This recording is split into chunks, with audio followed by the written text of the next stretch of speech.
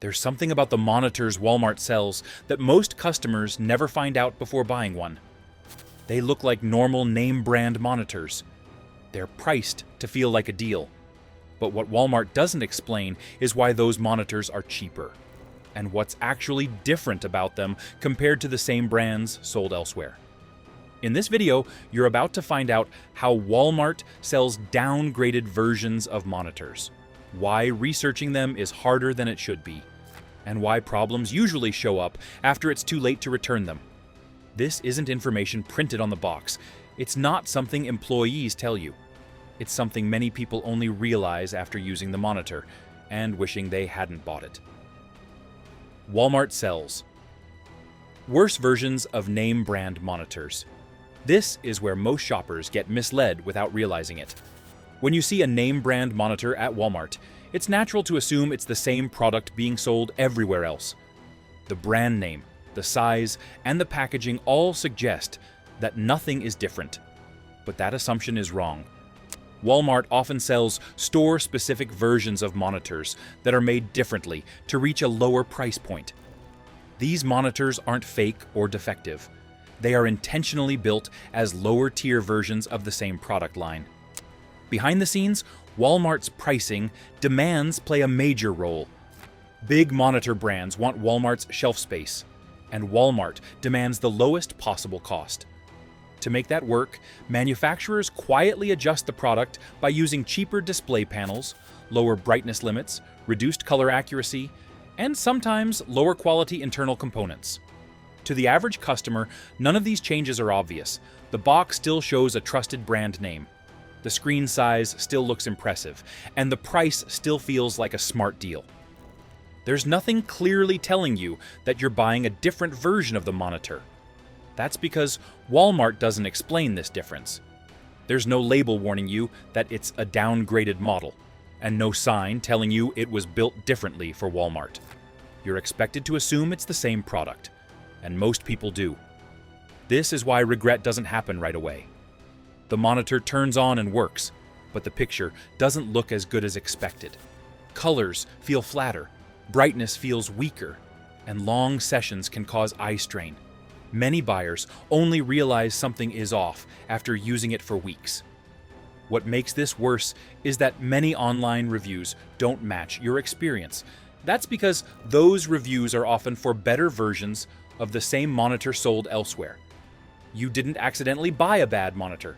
You bought a different monitor on purpose, without being told. And once you trust the brand name, that downgrade stays invisible.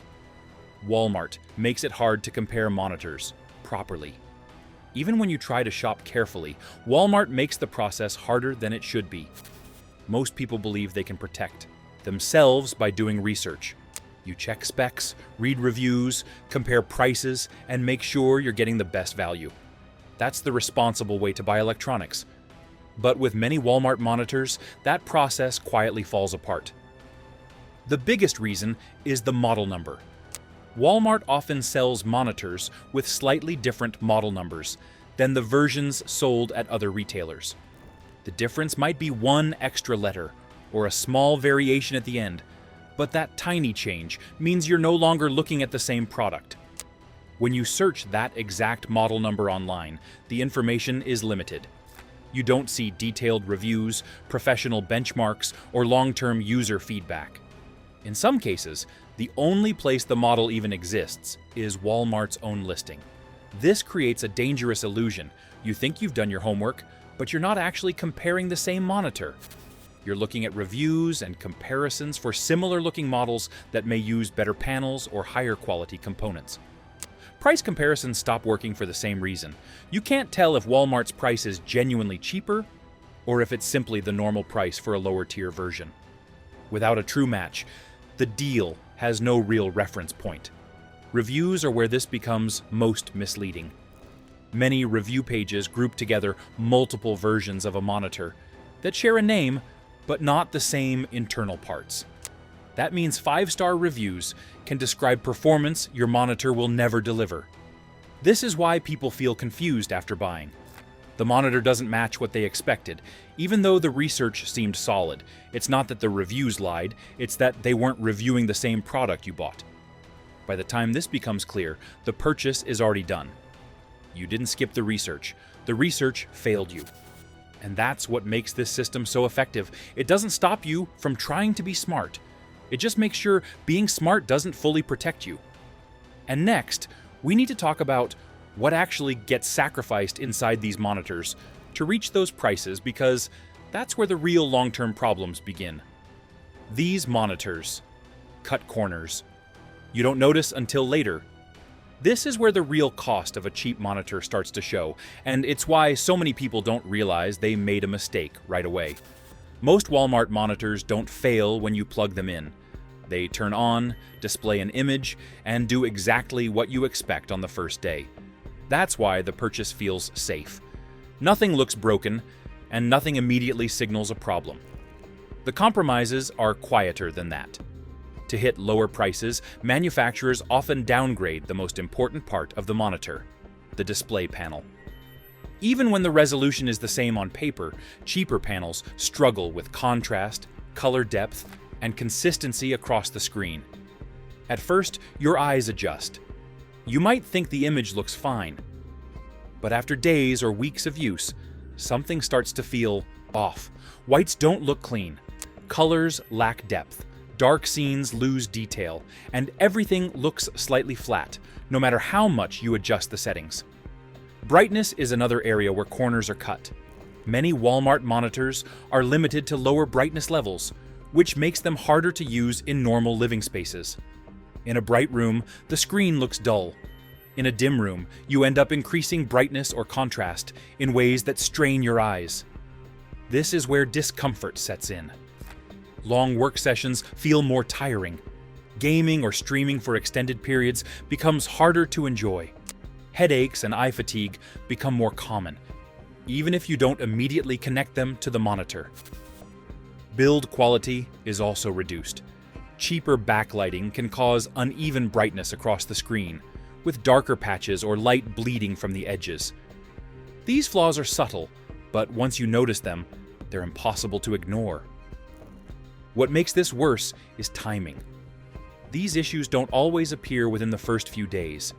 They show up slowly, after you've already decided the monitor is good enough. By the time you fully realize what's wrong, returning it feels like more trouble than it's worth. That's how people end up keeping monitors they don't actually like. The monitor still works, so it doesn't feel broken enough to justify replacing. You settle for the downgrade instead of fixing the mistake. You didn't buy a defective product. You bought one that was quietly compromised from the start. And next, we need to talk about why the specs on the box don't protect you from any of this, even when everything looks identical to better monitors sold elsewhere. The specs on the box don't tell the full truth. This is where a lot of shoppers think they're safe, and where they get misled. Most people rely on specs to make their decision. Resolution, refresh rate, response time. If the numbers look good, the monitor should be good. That's the logic. But with many Walmart monitors, those numbers don't tell the whole story. A monitor can be labeled as 1080p or 14T40p and still deliver a noticeably worse image. Resolution only tells you how many pixels are on the screen, not how well those pixels are controlled. Cheaper panels struggle with color accuracy, contrast, and uniformity, even when the resolution matches better monitors. Refresh rate works the same way. A monitor can claim 75 Hz or 144 Hz, but that doesn't mean motion will feel smooth. Lower quality panels often rely on aggressive settings to hit those numbers, which can cause ghosting, blur, or inconsistent performance during fast movement. Response times are especially misleading. The numbers on the box usually represent ideal conditions that don't reflect real use.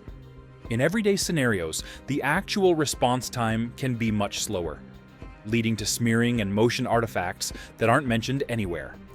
Brightness and contrast are also presented in ways that hide real-world limitations.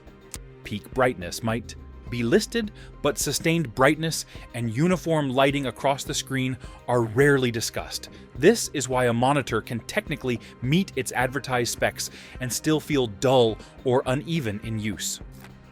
None of this information is explained clearly at the shelf. You're left trusting numbers that sound impressive, but don't translate into real quality. Two monitors can share identical specs and still perform very differently once you sit in front of them. This is why people feel confused after buying. On paper, the monitor should be fine. In reality, it doesn't look or feel like what they expected. The specs weren't lying. They were just incomplete. And next, we need to talk about why reviews don't save you from this problem either, even when you think you've done everything right. Online reviews don't protect you from bad Walmart monitors. This is where a lot of careful buyers get caught off guard. Most people trust reviews because, in normal situations, they work. You read what others experienced, look for repeated complaints, and avoid products with obvious red flags. It feels like the safest way to shop. But with many Walmart monitors, reviews don't give you the protection you think they do. One of the biggest problems is how reviews are grouped online. Monitors that share a similar name or product line are often lumped together, even when they're built differently. That means reviews written for higher quality versions sold elsewhere can appear on the same page as Walmart-specific models. So when someone praises the color quality or brightness, they may be describing a monitor you're not actually buying. On your desk, the screen looks duller. Colors don't pop the same way. The experience feels noticeably weaker than what the review suggested. This creates confusion and self-doubt. You start wondering if your unit is defective or if you're just being too picky. In reality, the reviews weren't wrong. They just weren't about the same product. Timing makes this even worse. Many reviews are written in the first few days of ownership before long-term issues appear. Subtle problems like uneven backlighting, ghosting, or eye strain don't always show up immediately. They build slowly, over weeks of regular use. By the time those problems become obvious, the positive reviews are already locked in. New buyers keep seeing high ratings, while the people experiencing issues are no longer motivated to go back and update their feedback. This is how bad experiences get buried. The review system keeps showing confidence, even when the reality is mixed. That's why so many buyers feel blindsided. They trusted reviews to warn them, but the warnings never came. Instead, they become the ones discovering the problems later. And if you're finding this breakdown helpful, a quick like helps this reach more people, and subscribing means you won't miss future videos that explain what's really happening behind these deals. Because the next issue is what turns all of this frustration into something permanent. Small problems become permanent. Once the return window closes, this is the moment when a questionable purchase turns into something you're forced to live with. When most people buy a monitor, they don't immediately put it under pressure. You plug it in, confirm that it powers on, and assume everything is fine. As long as it works, the urgency to inspect every detail just isn't there. That's why timing matters so much. Many of the most common problems with lower quality monitors don't show up right away. Dead pixels can appear after days or weeks. Backlight bleed becomes more noticeable as you use the screen in different lighting conditions. Uneven brightness and color inconsistency become harder to ignore the longer you stare at the display. At first, you assume it's normal. You tweak the settings. You change the lighting in the room. You convince yourself it's something you'll get used to. But as the days pass, the annoyance doesn't go away. It grows.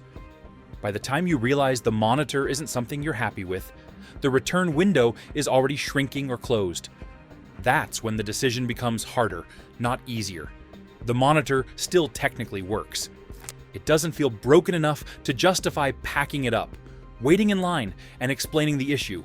So, most people don't return it. They settle. This is how small problems become permanent.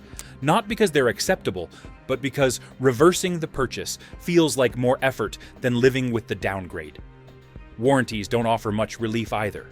Many manufacturer warranties only cover clear failures, not quality issues. Uneven brightness, eye strain, or washed out colors are often considered normal variations, even if they make the monitor unpleasant to use. So the responsibility shifts to you.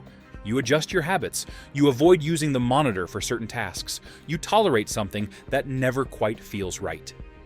That's the hidden cost of buying a monitor this way. You don't just pay with money, you pay with daily frustration, reduced comfort, and the quiet feeling that you could have done better. And this doesn't happen by accident. It's part of a system that encourages low prices up front, while pushing the consequences onto the buyer later.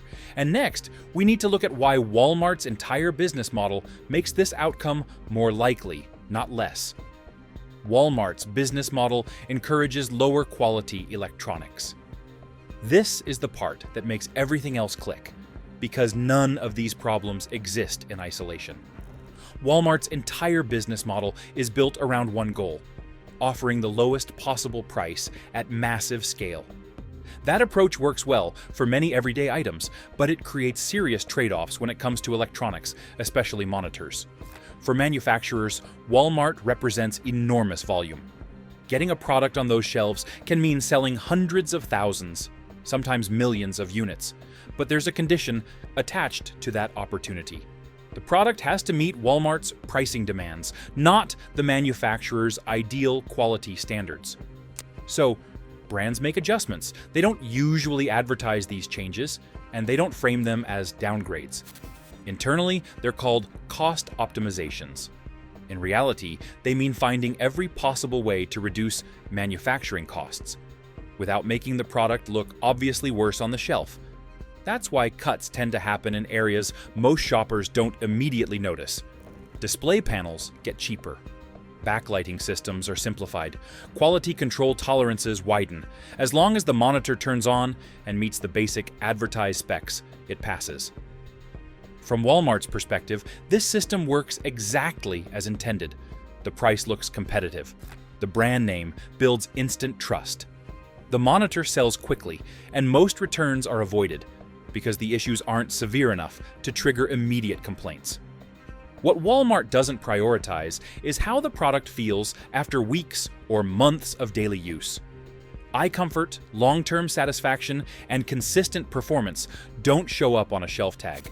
They don't affect the initial sale, so they're not the focus. This creates a quiet incentive problem. Manufacturers aren't rewarded for building a better monitor. They're rewarded for building the cheapest monitor that still looks acceptable to the average buyer. That's why better versions of the same monitor are often sold elsewhere, while Walmart carries the stripped-down edition. It's not because the technology doesn't exist. It's because selling the better version would push the price too high for Walmart's strategy. And once you understand this, the pattern becomes impossible to ignore.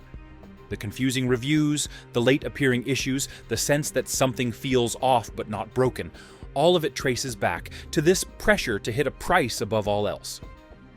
This isn't about one bad decision or one unlucky purchase. It's a system that consistently favors lower upfront prices, even if that means lower long-term quality for the buyer. And that's why most people don't realize what's happening until after they've already paid. The system doesn't fail loudly, it fails quietly over time.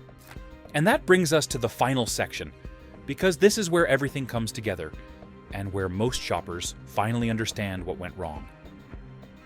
Most people only understand this after they've already bought one.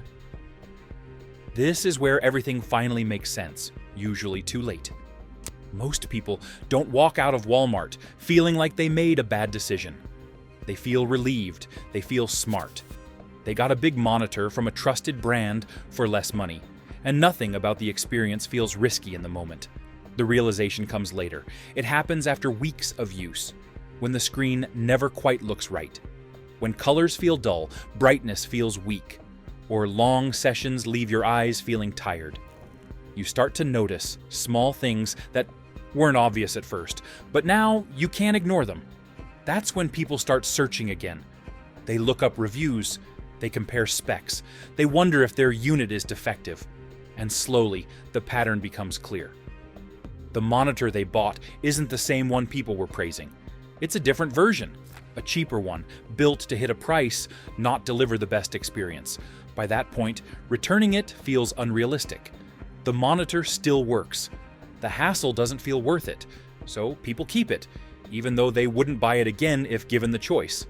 That's why this problem keeps repeating. Most buyers don't warn others because the experience isn't dramatic enough to feel like a horror story. It's just disappointing enough to accept and move on. And that's the quiet cost of it all. Not a catastrophic failure, but a slow realization that the deal wasn't really a deal. If there's one takeaway from this, it's simple. Buying a monitor at Walmart isn't always wrong, but doing it blindly is. Once you understand how this system works, you at least get to make that choice with open eyes.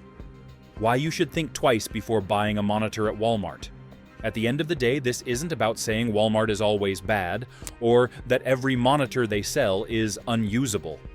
It's about understanding the risk you're taking, and how invisible that risk is when you're standing in the aisle. Walmart monitors look safe because the branding is familiar and the price feels right. But behind that price are compromises most shoppers never see until they've already committed. Lower quality versions, harder research, misleading comparisons, and problems that show up after returning the product no longer feels easy. That's why so many people walk away feeling slightly disappointed, even if they can't immediately explain why. The monitor works, but it never quite delivers what they expected. And once you've lived with it long enough, replacing it feels like admitting a mistake instead of fixing one. The real issue isn't that Walmart sells cheap monitors. It's that the system makes it easy to believe you're getting the same product everyone else is, when you're not. You're paying less, but you're also getting less, and that trade-off isn't clearly explained. Now you know what to look for. You know why these deals exist, how the downgrade happens, and why regret usually shows up late. That awareness alone puts you ahead of most buyers. So if you ever buy a monitor at Walmart again, at least it won't be blind. You'll understand exactly what you're trading away, and you'll know when walking away is the smarter move. And if this video helped you see something you hadn't noticed before, leave a like so more people don't make the same mistake, and subscribe if you want more breakdowns like this, because the most expensive electronics mistakes are usually the quiet ones.